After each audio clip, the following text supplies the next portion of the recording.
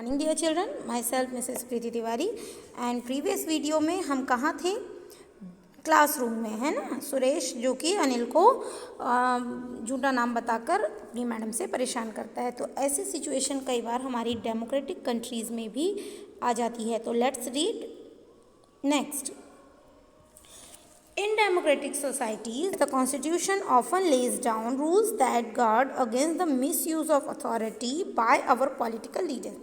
Democratic society में कई बार क्या होता है, जो हमने अथॉरिटी में जिसको पॉलिटिकल लीडर्स को रखा है, इंडियन कॉन्स्टिट्यूशन में कई बार वो अपनी पावर का मिसयूज़ करते हैं, अथॉरिटी का। अबाउट विच विल इस हम में मोर और आगे पढ़ेंगे। बहुत सारे जो सेक्शन है हमारे फंडामेंटल राइट में, हमने उस सेक्शन में हमारे अधिकारों को रखा है। Do you recall the chapter Dalit writer? देखिए, हमने क्लास 7th में जो पढ़ा था, एक दलित राइटर थे ओम प्रकाश वाल्मीकि, जिनकी उपन्यास थी जूठन। Have you remember? याद आया?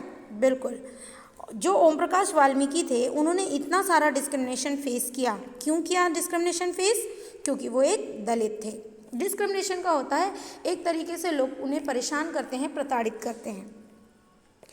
इस चैप्टर में आप ये देखेंगे कि हमारा इंडियन कॉन्स्टिट्यूशन कैसे राइट टू इक्वालिटी हमारे पूरे भारत के लोगों को प्रदान करता है, और ये भी बताता है कि सिटीजन्स को कोई अगर डिस्क्रिमिनेट करता है किसी भी किसी भी रूप में, रिलीजन हो, रेस हो, कास्ट हो, जेंडर हो, प्लेस ऑफ बर्थ, मतलब वो किसी भी धर्म का हो, गोरा हो या काला हो, किसी भी जाति से बिलोंग करता हो, किसी भी जेंडर का हो, लड़का हो, लड़की हो, या किसी भी स्थान में उसका जन्म हुआ हो, शहर का हो, गांव का हो। The right to equality is one of the fundamental right. Right to equality हमारा एक फंडामेंटल राइट, जो हमें 6 फंडामेंटल राइट हमें जो इंडियन कॉन्स्टिट्यूशन ने दिया है, उन्हीं में से एक अधिकार है जो कि हमारी रक्षा करता है, हमारी जो हमें परेशान करता है, प्रताड़ित करता है, उनसे। Here is another story. यहाँ एक अनदर फंक्शन है कॉन्स्टिट्यूशन का डेमोक्रेसी में, जो कि इंश्योर करता है कि कोई भी डोमिनेंट ग्रुप जो है, मतलब कोई भी जो ताकतवर ग्रुप भी है, वो अपनी पावर का मिसयूज़ नहीं करेगा, और ऐसे व्यक्ति को जो पावरफुल नहीं है, या ऐसे ग्रुप्स को जो पावरफुल नहीं हैं। तो चलिए देखते हैं क्या है ये स्टोरी सिचुएशन की। तो the game period is about to begin. Game period की शुरुआत होने वाली रहती है। बॉयज़ कहते हैं कि क्रिकेट खेलेंगे, और गर्ल्स कहती हैं कि चलिए आज कुछ चेंज करते हैं, बास्केटबॉल खेलते हैं। टीचर डिसाइड करता है कि हाथ ऊपर करेंगे, मतलब रेज योर हैंड बोलते हैं ना, हाथ ऊपर करेंगे तो पूछते हैं कि कौन कौन क्या खेलना चाहता है, तो डिसाइड हो जाएगा। जो बहुमत होगा, मतलब जो ज़्यादा लोग खेलना चाहेंगे, वही होगा। Obviously they are more boys in the class. तो लड़की कहती है ऑब्वियसली है कि क्रिकेट ही खेलेंगे, क्योंकि लड़कों की संख्या क्लास में लड़कियों से ज़्यादा है, तो हाथ उठेंगे तो ज़्यादा उन्हीं की होगी ना। We always have do what the boys want because they are in a majority. अब ये दो लड़कियाँ बात कर रही हैं, ये कहती हैं कि हमेशा वही होता है क्लास में जो कि लड़के चाहते हैं, क्योंकि हमारी क्लास में लड़के मेजॉरिटी में हैं। Ma'am should think of another way to make decision so that our wishes are also heard. Ma'am को कुछ दूसरा रास्ता निकालना चाहिए, जिससे कि हमारी भी इच्छाएं जो है वो हमारी विशेज पूरी हो सकें। सच अनहेल्दी सिचुएशन, ये तो रही एक क्लास की सिचुएशन जो कि हेल्दी तो नहीं थी। क्या ऐसी सिचुएशन डेमोक्रेटिक सोसाइटी में नहीं आती? बिल्कुल आती है। लड़के और लड़कियों में घर में भी भेदभाव किया जाता है। कई बार तो ऐसे डिसीज़न कंटिन्यूसली चले आते हैं जो लोगों को फोर्स करते हैं कि उनको ही पालन करना है, या जो लोग मेजॉरिटी में होते हैं उनकी बातों को माना जाता है, जिनका दूसरे लोगों का कोई इंटरेस्ट है या नहीं है कोई मायने नहीं रखता। As the boy story board illustrate, जो ऊपर का स्टोरी बोर्ड हमने अभी देखा, वो हमें बताता है कि the society is prone to this tyranny of the majority. Tyranny की मीनिंग होती है ये जो परेशान करते हैं ना दूसरों को, ये जो सिचुएशन मेजॉरिटी की, जो कहना चाहिए दबाव डालने वाली जो बातें होती है, दूसरों के ऊपर अपनी मेजॉरिटी का हक जताते हैं। The Constitution usually contain rules that ensure the minorities are not excluded from anything that is routinely available. तो ये जो हमारा भारत का संविधान है, ये हमारे जो अधिकार हैं उनकी जो माइनॉरिटी में है, जैसे जिसकी संख्या कम है वो माइनॉरिटी में हुआ, तो वो किसी अधिकार से एक्सक्लूड ना रह जाए, कोई बात उनकी मतलब पूरी हो या कई बार पूरी नहीं हो पाती है ना, तो इस सिचुएशन से या इस तकलीफ से बचने के लिए हमारी सरकार सभी को, मेजॉरिटी हो या माइनॉरिटी में हो, सबके अधिकारों को ध्यान में रखा जाता है। This can refer to one community to dominate other. और ऐसा जब होता है तो एक कम्युनिटी के लोग दूसरी कम्युनिटी को डोमिनेट करते हैं, मतलब नीचा दिखाते हैं। इंटर कम्युनिटी डोमिनेशन और members of the one community dominating others with the same community. कई बार ऐसा हो जाता होगा कि सेम कम्युनिटी के लोग भी अगर हैं तो रिच और पुअर के ऊपर भी एक दूसरे को डोमिनेट करते हैं। कई बार अगर दो अलग अलग कम्युनिटी है, हिंदू है एक मुस्लिम है, तो उस वजह से भी अगर जो मेजॉरिटी में मुस्लिम लोग हैं और एक आध परिवार अगर हिंदुओं का वहाँ रहता है तो वो अपने आप को माइनॉरिटी महसूस करेगा। और अगर हिंदू सोसाइटी है तो अगर कोई एक परिवार मुस्लिम का आकर रहेगा तो उसका डिसीजन वो माइनॉरिटी फील करेगा। तो ऐसे कई बार हो जाते हैं। और कई बार मगर अगर सेम भी कम्युनिटी है तो कई बार रिच और पुअर के कारण डोमिनेट एक दूसरे को करते हैं। तो ऐसी सिचुएशन बहुत सारी हो जाती है। तो इन सारी सिचुएशन से बाहर निकलने के लिए हमारा संविधान जो है हमें सेफगार्ड प्रोवाइड कराता है। The third significant reason why we need a constitution, ये हमारा तीसरा सिग्निफिकेंट यानी इम्पॉर्टेंट रीज़न है कि हमें कॉन्स्टिट्यूशन की ज़रूरत क्यों होती है। To save us from our self, हमें हमारे ही लोगों से बचाने के लिए, मतलब हमारे ही लोग जो हमारे ऊपर अत्याचार करें या हमारे साथ कोई डिस्क्रिमिनेशन हो, अत्याचार हो, प्रताड़ित हमें कोई करता है तो उससे हमारी रक्षा संविधान करता है। दिस में sound strange, but what is meant by this that we might as times feel strongly about an issue that might go against our larger interest, and the constitution help us guard against this। देखिए कई बार ये strange लगता है कि कई बार हम strongly feel करते हैं किसी इशू पे, है ना, तो हो सकता है दूसरा व्यक्ति उस इशू पे इंटरेस्ट ही ना रखता हो।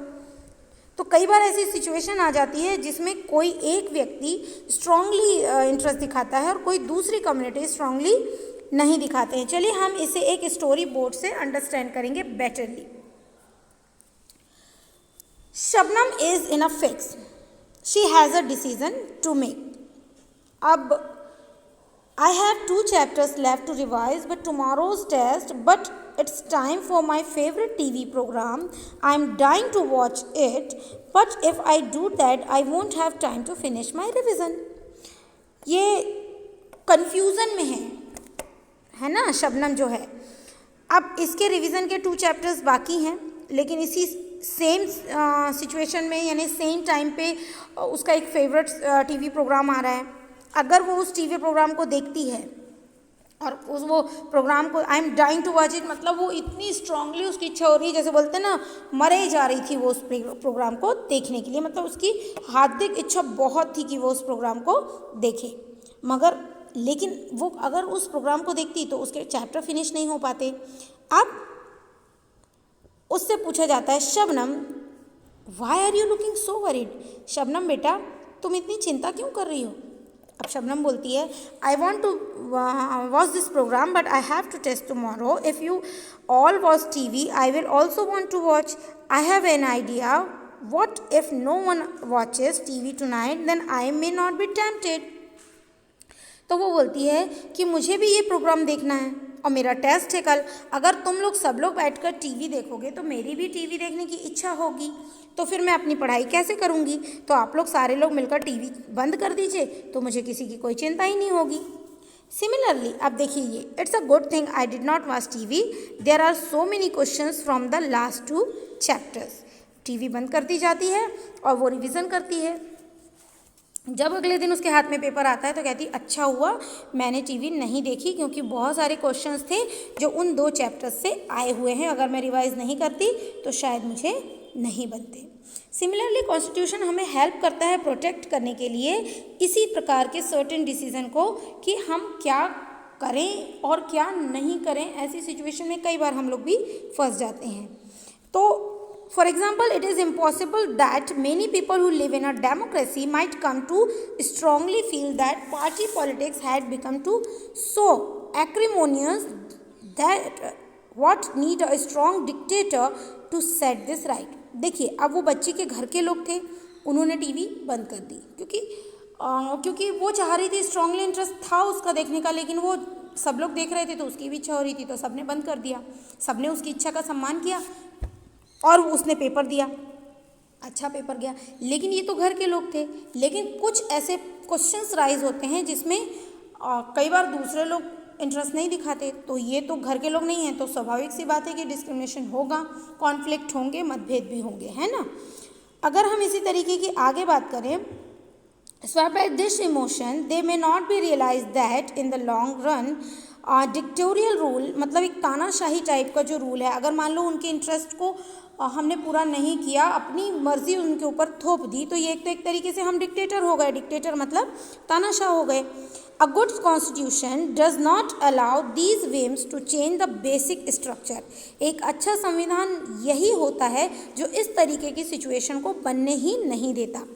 It does not allow the easy overthrow of provision that guarantee rights of citizen and protect their freedom. वो ये भी ख्याल रखता है कि किसी दूसरे व्यक्ति को, एक व्यक्ति को खुश करने के चक्कर में दूसरे अदर व्यक्ति दुखी तो नहीं हो रहे हैं, और ऐसी सिचुएशन में कि मतलब ऐसी सिचुएशन में हमारी जो हर नागरिकों की जो फ्रीडम होती है उसको सुरक्षा प्रदान करने का अधिकार हमें संविधान देता है। From the above discussion, you will understand that the Constitution plays a very important role in democratic society.